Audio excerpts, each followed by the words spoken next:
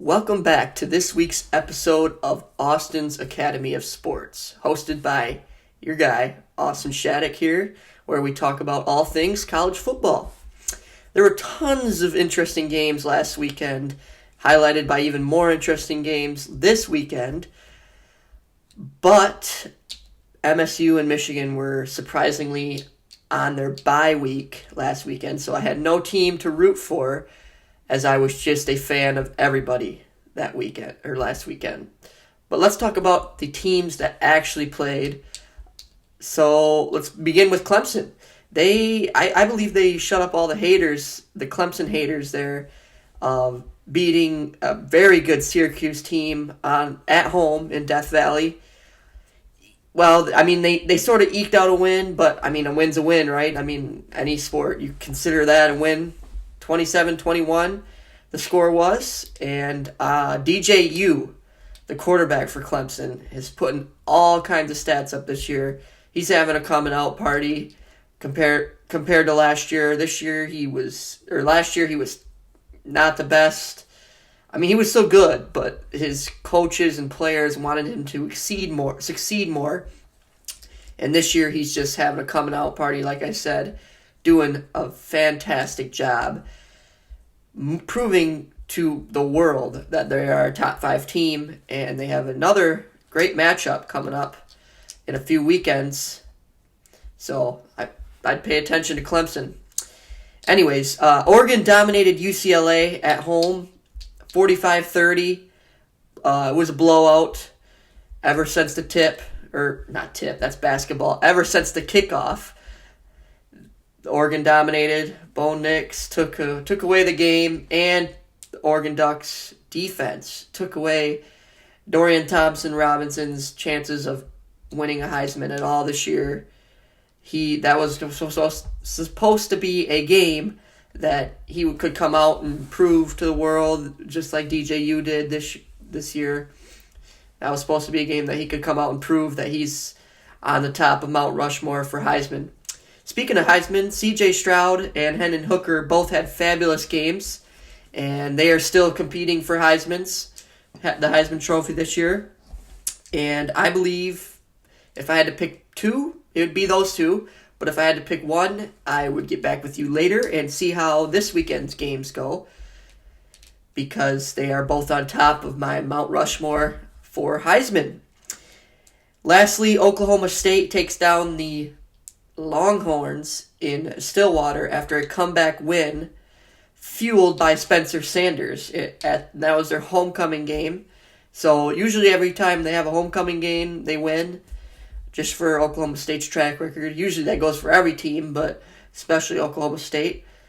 And I believe they're a top 8 team over the wins against Texas and many more. And this weekend they have Kansas State in a top 25 matchup.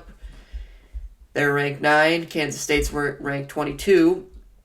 So that's another statement win if they can achieve it, to prove that they're the best team in the Big 12. And I believe they are after beating the Longhorns.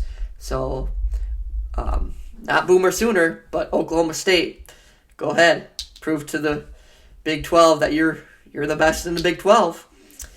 So now for this weekend, we have a bunch of even more exciting games. Ohio State travels to Happy Valley for the Fox game. Big noon kickoff will be there. And I believe this will decide the Big Ten. If Ohio State loses and Michigan wins, then it's Michigan's division to win. But if Ohio State wins and Michigan wins, they're still neck and neck. They got to wait until the last game of the season to figure out who the Big Ten will belong to. But I still believe Ohio State will get it done in Happy Valley on the road. And then Oklahoma State, as I mentioned earlier, they got Kansas State, another ranked matchup. Spencer Sanders, he could prove that he's up there in the Heisman conversation. A lot of quarterbacks this year trying to prove that they're in the Heisman, I would say, at least.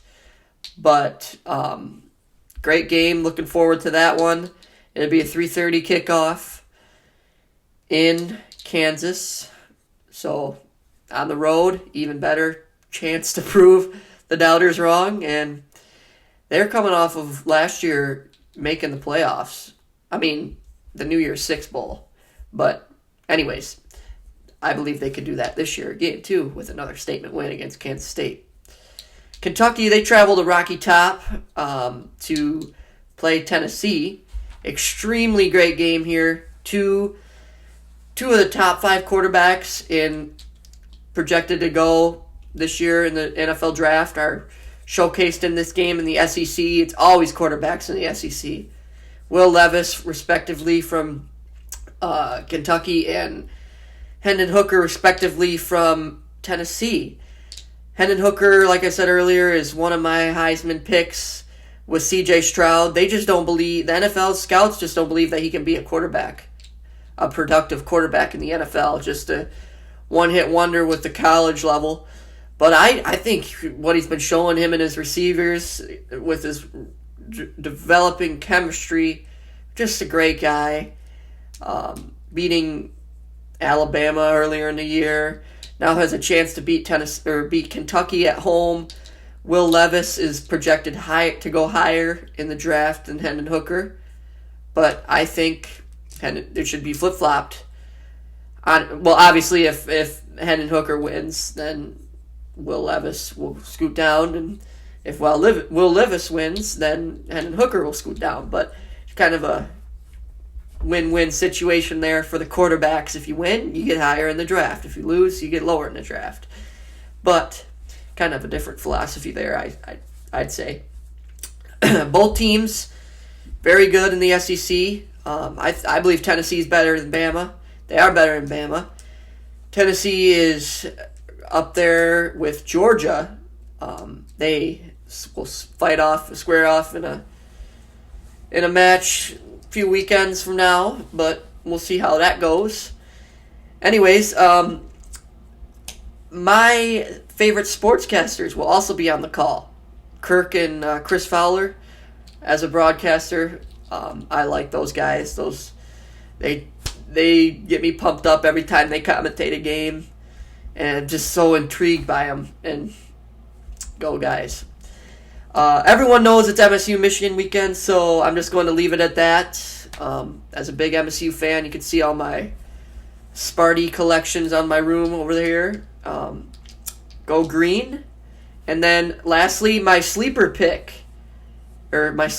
this weekend is Cincinnati at UCF down in Florida. I believe UCF gets the upset there. UCF not being ranked, Cincinnati being at 20. I believe it's a trap game for Cincinnati. And I just think UCF gets it done. They have an underrated quarterback who's basically a Lamar Jackson, two-way player. He can run, he can throw, and he's got a great receiver. Actually, a great few receivers down in UCF. So I think UCF gets the upset there, and that's my big upset of the weekend, I should say. So go Knights. Once again, thanks for tuning in, and hopefully you guys enjoy the college football weekend. I saw a stat starting yesterday, Thursday. There's 27 straight days of football, either the NFL or college football. So stay tuned for that. Make sure you got your TVs plugged in and turn it on and ready for some great football. And once again, thank you for tuning in. Have a great weekend. Thank you.